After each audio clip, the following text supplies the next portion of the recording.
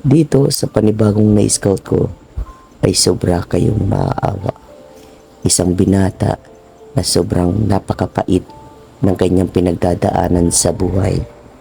Atin pong natulungan sa tulong ng ating YouTube channel ang isang binata na sobrang nagtataguyod ng kanyang sarili para meron lamang siyang makain sa pang-araw-araw at pamasahe papunta sa kanyang school. Tara mga kalingap, panoorin po natin ito at huwag kalimutan mag-like, share, subscribe. Pinsan Kalyada.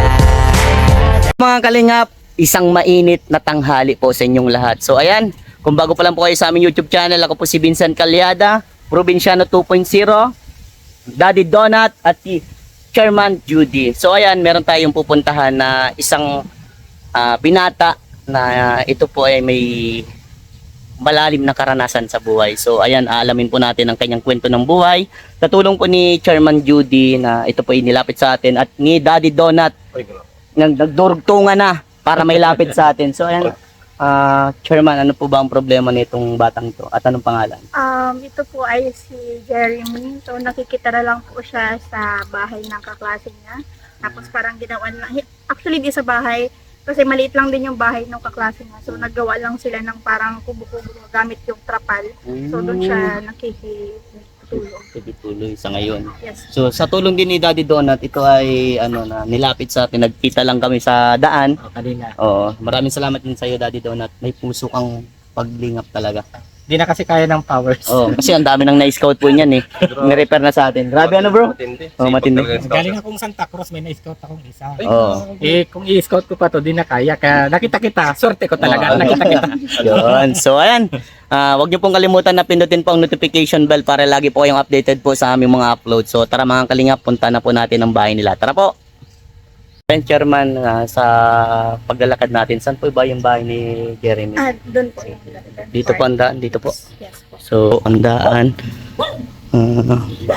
dito siya, dito. Ito po yung bahay na ginawa na ng kubo-kubo. Grabe yung. Kawawa naman nun. Buti pinatis siya. Parang hindi pa din yung ginawa na nilagyan lang nila ng palata. Kaya nga. Okay lang ba Chairman na makasama ka sa video to? Okay, salamat po. So ayan, hanapin natin si Jeremy. Salamat talaga sa Chairman, napakabuti mo. Thank you. Asan po Chairman si Jeremy po? Ay, ano po siya yata yun? Siya yun? Ayan yan yung nagagapas. Sige, puntahan ko si Jeremy. Ayan. Grabe. Jeremy! Grabe sipag na bata. Hello, Toy. Magandang tanghali. Grabe sipag mo ah. Ako si Vincent Calyada. Pinagagalak kitang makilala. Tara, dito tayo. May pag-uusapan tayo. Okay lang ba? Ikaw si Jeremy, di ba? Okay lang na itong video ito maglabas sa YouTube, sa social media. Dito kasi ako kumukuha ng pantulong eh. Ilan po? Ilan taon ka na? 18 po. Okay, tara, doon tayo sa bahay nyo. Grabe. Kayo na nagapas nito? Opo. Grabe, sipag mo naman. Ako, Vincent, dito po tayo sa bahay namin. Yeah.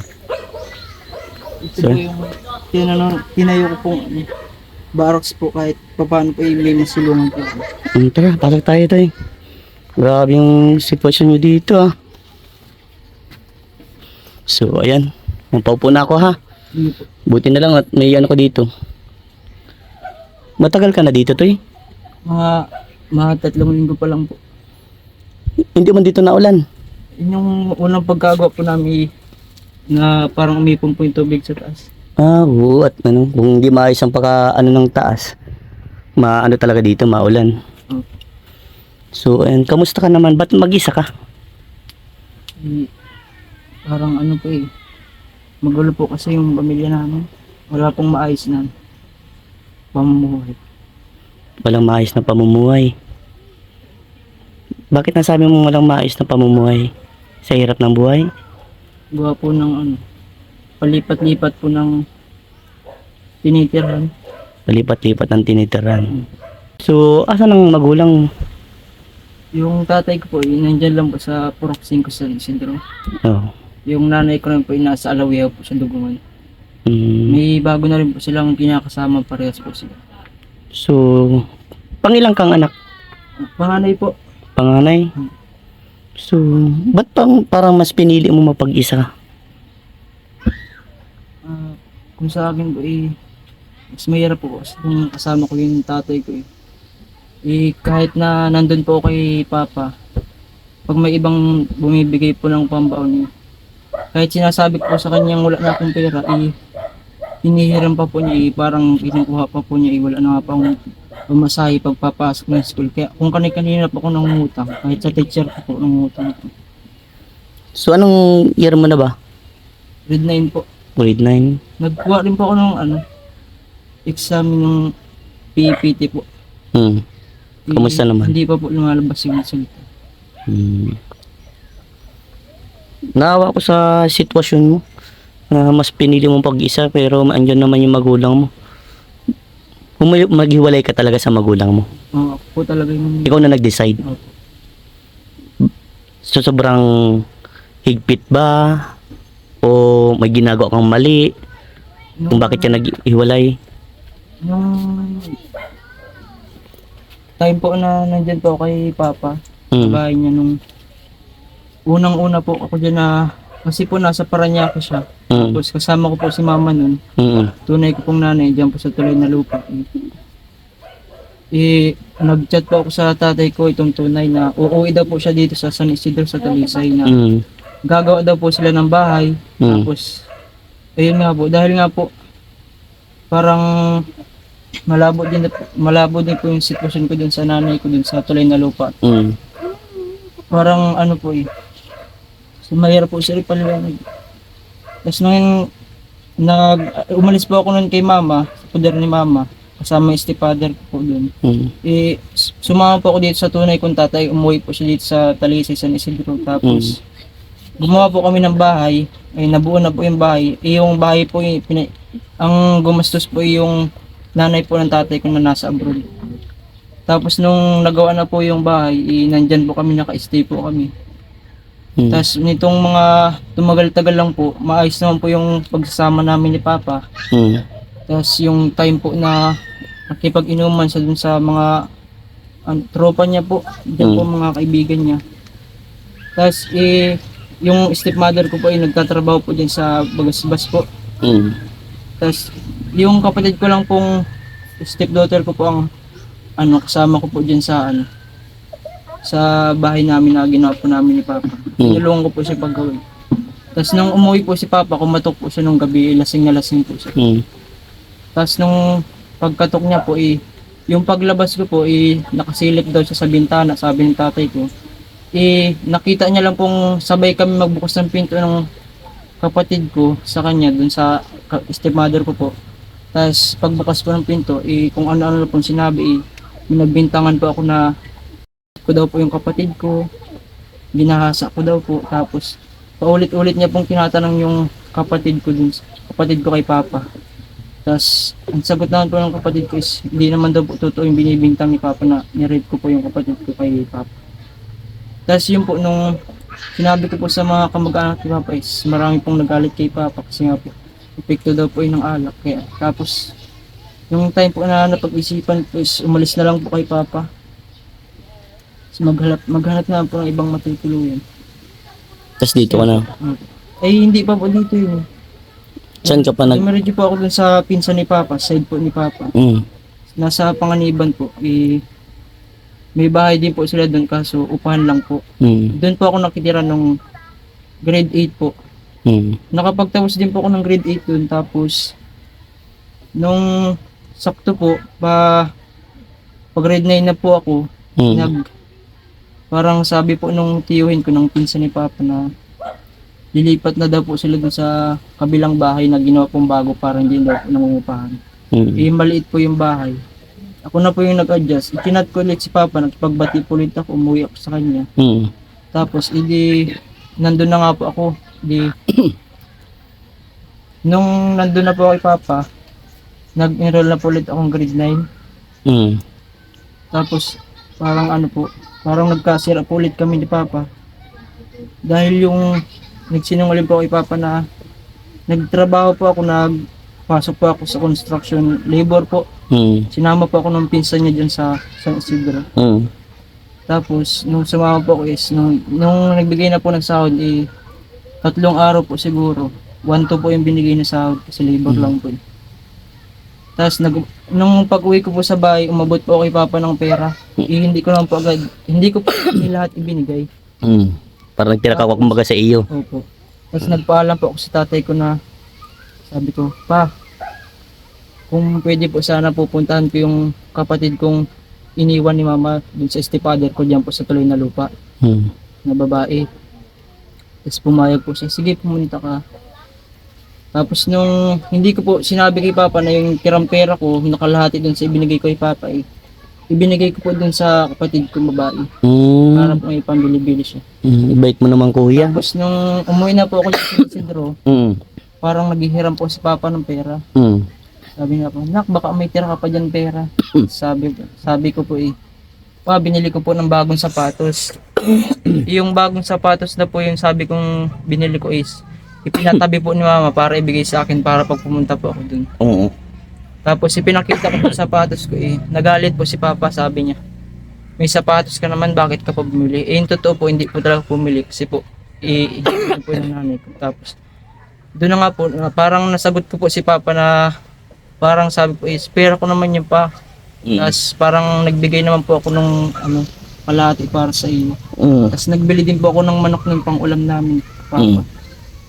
Tapos parang nagkaaway po kami ni Papa. Tapos binato po ako ni Papa ng pitsil na may laman ng tubig. Parang doon na nga po, sabi niya, lumayas ka na. Mm. Kinuha ko po yung mga gamit ko. Gumayak po ako. Tapos umalis po ako ng parang labag po sa ko, Kalooban mo. kaluban ko po. Hinakot ko po yung mga damit ko, umalis po ako. Mm. Tapos pumunta po ako dito sa tiyahin ko. Diyan naman po yung sa labo po, side po ni Mm. kapatid po ni Mama. Mm. Jessica Valencia po pangalan. Oo. Tapos, nung pagpunta ko po dyan sa tiyahin ko, nag-aaral pa po ako dito, grade 9 po hanggang ngayon. Mm. Tapos yung asawa po ni Tita, yung Jessica po dati pong trabaho niya is rider po, nagde-deliver po. Mm. Tapos yung asawa niya po, si Tita Jessica nag-online selling po siya. Mm. Parang yung mga damit po, pinagbibenta niya po. Mm. Tapos nung nandun na po ako sa kanila, parang unang dating ko po sa kanila malog-log pa po sila marami po kami nakakain, Mm. masagana po yung pagkain.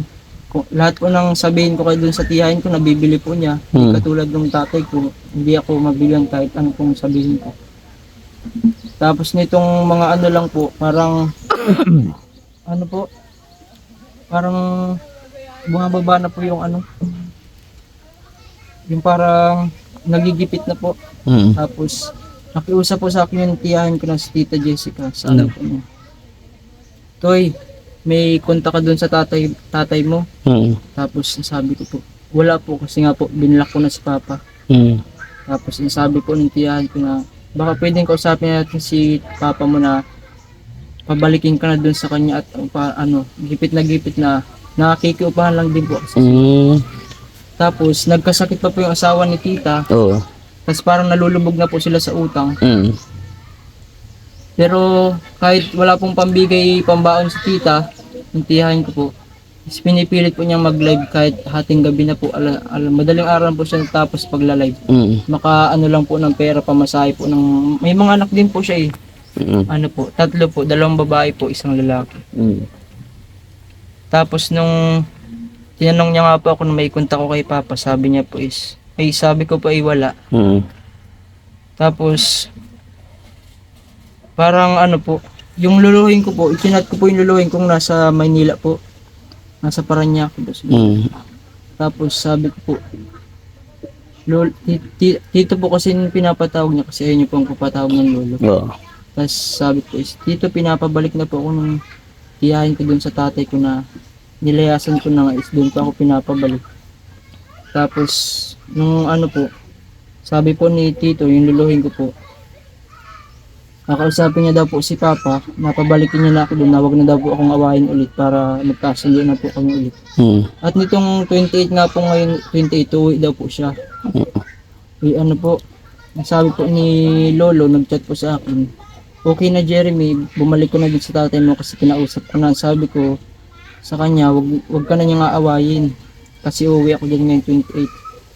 Tapos ano nga po, parang habang nagagayak po ako kinaumagahan ng mga damit, sabi po ng tiyahin ko dyan na tinirahan ko po is ihahatid daw po nila ako dito sa bahay namin San Isidro, sa Poroxin ko po. Ihahatid daw po. Yun, habang nagagayak po ako ng mga damit ko, tumutulo po yung luha ko kasi po. Bakit? Parang masakit po sa sarili ko na picture po sana yung kukuha sa akin, mag-aampon po sa akin. Parang tinanggihan ko po para doon na lang po ako kila tita magsama. Tapos nung ganun nga pong pagkakataon na sinabihan ako ng tiyahan ko na bumalik na lang daw ako sa tatay ko kasi nga gigipid na din po sila. Parang ayaw lang po ng tiyahan ko na madamay po ako sa sitwasyon nila kasi po nakikiupahan sila ng bahay. Parang sa pagkalubog po nila sa utang, hindi na po sila nakakabayad ng renta ng bahay. Sabi po ng tiyahin ko na mas mabuti daw po bumalik ako sa tatay ko para kung mag-ano daw po yung may-ari ng bahay is para hindi na daw po ako madamay kung saan sila pumunta. Habang nagagayak po ng damit ko, narinig po si tita na sa CR, naliligo po siguro. Tapos ano po, tumunog po yung cellphone ko kasi po may pinost po ako noon may pinost po ako bago po ako magiyak ng damit. Tapos doon po sa ipinost ko, sabi po ng tiyahin ko na, sabi daw po ng tiyahin ko, sorry Toy, sabi po niya. Tapos sabi ko, okay lang po tita, na iintindihan ko naman po yung sitwasyon niyo. Tapos, nung nagagayak po si tita ng mga pina-online selling na i-deliver po nila sa lubungan po sa dait. Tapos, dali-dali po akong naggayak ng damit. Tapos, binuhat ko po yung basket, yan pong basket niya. Tapos yung ito pong bag na kulay itim na punong-puno ng mga damit. Tapos hindi na po ako nagpaalam doon sa tiyahin ko. Umalis ka na lang. Nag-alis po ako, hindi po ako nagpaalam. Pero nakita po ako ng anak niyang babaeng dalaga. Nagpaalam po ako, sabi ko, huwag mo nang sabihin kay tita na aalis na ako. Tapos lumabas na lang po ng pinto is nagdahan-dahan po ako para hindi po ako makita ang tiyahin ko. Tapos habang naglakad po ako dyan sa labo, papunta po sa terminal ng tricycle. Tapos nung hinatid na nga po akong tricycle papuntang diyan po sa labo sa jeep po para papunta na po dito sa Talisa ni Isidro. Tapos habang nakasakay na po ako din, nag-chat po yung tiyahin ko. Sabi po yung tiyahin ko, bakit hindi ka nagpaalam? Ang sabi po masakit sa loob ko na umalis ka nang wala kang paalam. Humingi po siya ng tawad kasi nga daw po, para daw po sa ikakabuti ko is, alam ko naman daw po yung sitwasyon ng nila, pamumuhay. Tapos sabi ko po, okay lang po, naiintindihan ko naman po. Nung pagkarating ko po dyan sa tatay ko is parang naninibago po ako kasi nga po nung umalis po ako noon, sinabi ko po kanina. Nung umalis po ako dun, nitong pagdating ko po dyan, pagbaba ko po sa jeep, habang naglalakad po ako is pinipilit ko pong wag umiyak kasi nga po maraming tao sa daan. Tapos nung pagdating ko po dyan sa tatay ko, kumatok po ako ng pinto, sabi ko, pa, tapos sabi ng tatay ko, kumusta na daw po ako, kinumusta niya po ako, tapos pumasok po ako, sabi po niya, may pagkain dyan, kumain ka na. Parang parang bumalik po sa dati yung mabait ulit si Papa. Parang gumaan yung pakiramdam mo sa kanya. Parang naninibago po ako. Tapos, nung inaayos ko na po yung mga gamit ko, tapos nung paggabi na rin po is parang hindi po malis sa isip ko na parang napamahal na ako dun sa anak ng mga tiyahin ko, pati na yun po sa tiyahin ko na parang ayoko na pong umalis sa bahay nila. Gusto ko po sila na lang makasama ko kasi po maganda yung pakikisama sa iyo. Parang sila po yung mga magulang ko na sumusuporta sa akin. Tapos nitong sunod-sunod na araw po nagpapasok po ako dyan sa San Isidro. Kausap rin po ako ng mga teacher ko, advisor po, tapos PST teacher. Tapos kinukumusta rin po nila yung buhay ko, sabi. Tapos ang kwento ko nga po sa kanila is palipat-lipat pa ako ng tirahan na kung sino-sino pong nag-aampon sa akin simula pagkabata ako hanggang sa magantong edad na ako. Parang paikot-ikot na lang baga po. Yung buhay mo ganun. Tapos nitong po, yung sobrang umiiyak po talaga ako pag gabi pag naalala ko sila tita na yung masaya pong pagsasama namin. Hindi po katulad ng iba. Mm. Ayan po sir. Ano po eh. Sige, okay lang yan, Toy. Labas mo. Tapos nitong nakaraang araw lang po is nung nandun po ako nung mga lumipas na araw po is di nagpapasok pa po ako. Tapos sabi po ng tiyahin kong inalisan ko yan sa labo. Sabi niya po is, Toy, may pamasahe ka pa. Papadalahan kita, may pera pa ako dito. Sindan kitang 300 para may pamasahe ka. Mm. Is sinasabi ko po kasi kay tita na naglalakad po ako minsan eh. Tapos ito pong tatay ko, dyan sa San Isidro, wala po siyang kapera-pera. Kasi nga po, hindi pa po nagpapadala yung nanay niya na nagtatrabaho sa ibang bansa. Mm. Tapos ito pong asawa niya, hindi pa po nagsasahod, nagtatrabaho po sa Bagasbas. Mm. Tapos ang sabi niya, Nak, baka may pera ka pa dyan. Sabi ko, ito pa, may 50 pa po dito. Pero hindi ko po sinabi na ano, doon po sa tiyahin ko galing. Mm. Tapos yung paulit-ulit po na ano, parang sinasabi ko sa sarili ko na ano po, wala na akong pamasahe, maglalakad na naman ako. Mm. Pero hindi ko po sinasabi sa tatay ko na paulit-ulit po siya nakiusap na, anak, may pera ka ba dyan? Parang sunod-sunod po yung bigay ko, tig 50 po is paubos na po yung 300 lang po yung pinadala. Kumbaga kakarampot lang yung ano, binigay sa iyo, pero alam mo, pinapalagan mo yun. Opo. Dahil galing sa tita mo yun, napakabait ng tita mo.